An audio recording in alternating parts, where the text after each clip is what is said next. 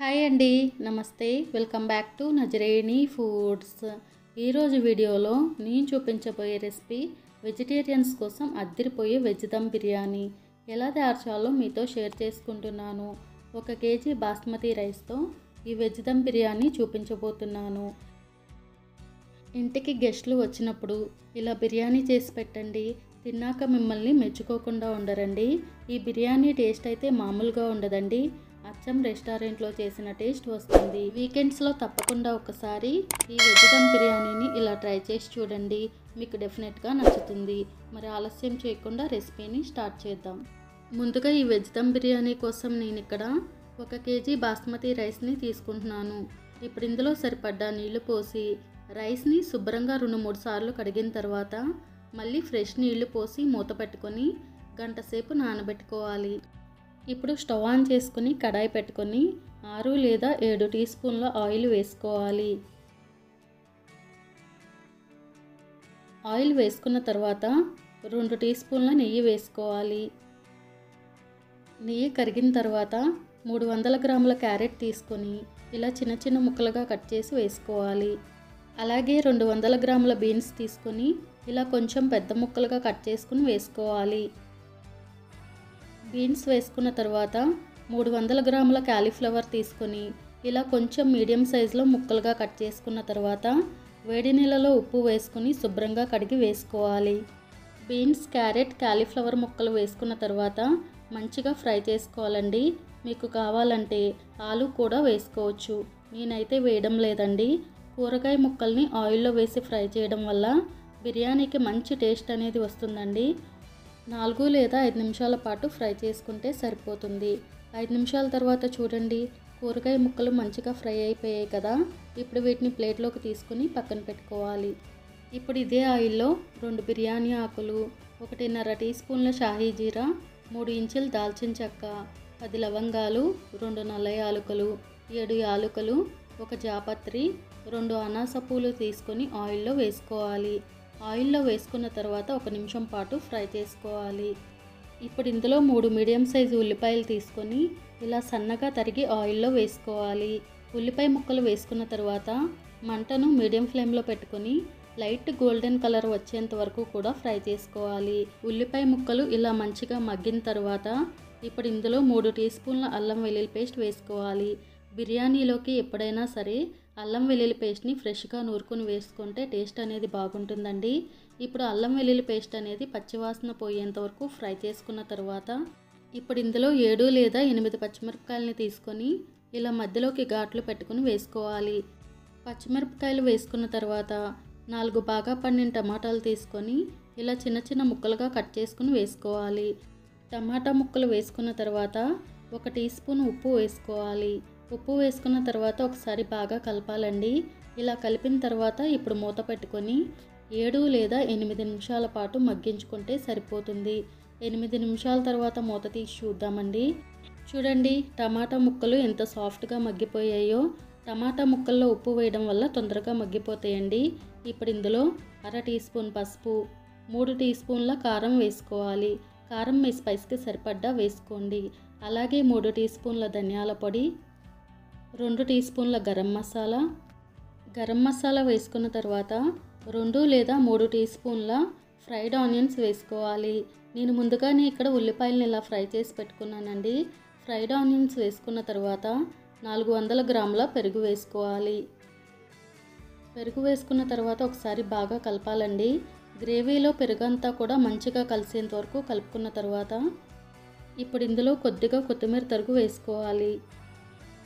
అలాగే కొద్దిగా పుదీనా ఆకులు, 200 గ్రాముల పచ్చి బఠానీ తీసుకొని శుభ్రంగా కడిగి వేసుకోవాలి. పచ్చి బఠానీ వేసుకున్న తర్వాత రుచికి సరిపడ్డా ఉప్పు వేసుకోవాలండి. ఉప్పు అనేది చూసుకుని వేసుకోండి. మనం ముందు టమాటా ముక్కల్లో వేసాం కదా, అలాగే మనం ముందుగా ఫ్రై చేసి పెట్టుకున్న కూరగాయ ముక్కలు వేసుకొని ఒకసారి బాగా కలపండి. గ్రేవీ అంతా కూడా కూరగాయ ముక్కలకు పట్టేలా బాగా కలుపుకున్న తర్వాత ఇప్పుడు మూత పెట్టుకుని లో ఫ్లేమ్లో 10 లేదా 15 నిమిషాల పాటు ఉడికించుకోవాలి. 15 నిమిషాల తర్వాత మూత తీసి చూద్దామండి. చూడండి, కూరగాయ ముక్కలు ఎంత సాఫ్ట్గా ఉడికిపోయాయో. ఆయిల్ అనేది ఇలా పైకి తేలాలి. నేను మీకు ఇక్కడ చూపిస్తున్నాను చూడండి. ఒక క్యారెట్ తీసుకుని స్పూన్తో ఇలా కట్ చేసుకోవాలి. చూడండి ఎంత సాఫ్ట్గా మగ్గిపోయాయో కదా. బిర్యానీలోకి గ్రేవీ అయితే రెడీ అయిపోయిందండి. ఇప్పుడు వెంటనే స్టవ్ ఆఫ్ చేసుకుని పక్కన పెట్టుకోవాలి. రైస్ ఉడికించడానికి నేను ఇక్కడ ముందుగానే 3 లీటర్ల నీళ్లు తీసుకుని ఇలా కొంచెం మరిగించుకున్న తర్వాత ఇప్పుడు ఇందులో హోల్ స్పైసెస్ వేసుకోవాలండి. 3 బిర్యానీ ఆకులు, 1.5 టీ స్పూన్ల షాహీ జీరా, 3 ఇంచుల దాల్చిన చెక్క, 10 లవంగాలు, 4 నల్ల యాలుకలు, 7 లేదా 8 యాలుకలు, 2 మరాఠీ మొగ్గలు, 2 అనాస పూలు, 10 లేదా 12 మిరియాలు తీసుకొని మరుగుతున్న నీళ్ళలో వేసుకోవాలి. అలాగే రుచికి సరిపడ్డ ఉప్పు వేసుకోవాలి. ఉప్పు అనేది మీ టేస్ట్కి సరిపడ్డా వేసుకోండి. ఇప్పుడు ఇందులో ఒక ఫుల్ నిమ్మకాయని పిండుకోవాలండి. నిమ్మరసం పిండుకున్న తర్వాత 1 టీ స్పూన్ ఆయిల్ వేసుకొని నీళ్ళను బాగా తెరలకాగనివ్వాలి. చూడండి నీళ్లు కాగి ఇలా తెరులుతున్నప్పుడు ఇప్పుడు ఇందులో మనం వేసిన హోల్ స్పైసెస్ అన్నిటినీ కూడా తీసేసుకోవాలండి. ఫ్లేవర్స్ అన్నీ కూడా వాటర్లో దిగిన తర్వాత స్పైసెస్ని తీసేసుకోవాలి. ఇప్పుడు ఇందులో గంట సేపు నానబెట్టుకున్న బాస్మతి రైస్ని వేసుకోవాలి. బాస్మతి రైస్ వేసుకున్న తర్వాత ఒకసారి బాగా కలపాలండి. ఇప్పుడు మంటను హై ఫ్లేమ్లో పెట్టుకుని రైస్ని ఉడికించుకోవాలి. 70% లేదా 80% వరకు ఉడికించుకుంటే సరిపోతుందండి. రైస్ అనేది ఉడికిందో లేదో చెక్ చేసుకుందామండి. చూడండి రైస్ అనేది ఇలా 80% వరకు ఉడికి ఇలా కొంచెం పలుకుగా ఉండాలి. స్ట్రైనర్లోకి రైస్ తీసుకుని బౌల్లోకి వేసుకోవాలి. నీళ్ళు అనేవి రాకోకుండా రైస్ని మాత్రమే తీసుకుని బౌల్లోకి వేసుకోవాలండి. ఇప్పుడు బిర్యానీ దమ్ చేయడానికి వెడల్పుగా ఉండే గిన్నె తీసుకొని 1 టీ స్పూన్ ఆయిల్ వేసుకోవాలి. ఆయిల్ వేయడం వల్ల అడుగు అనేది మాడిపోకుండా ఉంటుందండి. ఆయిల్ వేసుకున్న తర్వాత 1 లేయర్ ఉడికించి పెట్టుకున్న రైస్ని వేసుకోవాలి. 3 టీ స్పూన్ల పాలు తీసుకొని 2 పించుల ఆరెంజ్ రెడ్ ఫుడ్ కలర్ వేసుకుని బాగా కలుపుకున్న తర్వాత 2 లేదా 3 టీ స్పూన్ల ఫుడ్ కలర్ మిల్క్ని రైస్ పైన వేసుకోవాలి. అలాగే 1 టీ స్పూన్ నెయ్యి వేసుకోవాలి. అలాగే ఫ్రైడ్ ఆనియన్స్ వేసుకోవాలండి. అలాగే కొద్దిగా కొత్తిమీర తరుగు, కొద్దిగా పుదీనా ఆకులు వేసుకోవాలి. అలాగే సగం వెజిటేబుల్ గ్రేవీని వేసుకోవాలి. గ్రేవీని వేసుకున్న తర్వాత 2వ లేయర్గా రైస్ని వేసుకుని స్ప్రెడ్ చేసుకోవాలి. ఇలా స్ప్రెడ్ చేసుకున్న తర్వాత ఫుడ్ కలర్ మిల్క్ని 2 లేదా 3 టీ స్పూన్లు వేసుకోవాలి. అలాగే 1 టీ స్పూన్ నెయ్యి వేసుకోవాలి. ఫ్రైడ్ ఆనియన్స్ వేసుకోవాలి. అలాగే కొద్దిగా కొత్తిమీర తరుగు, కొద్దిగా పుదీనా ఆకులు, మిగిలిన సగం గ్రేవీని కూడా వేసేసుకోవాలండి. రైస్ పైన గ్రేవీ అంతా వేసుకుని స్ప్రెడ్ చేసుకోవాలి.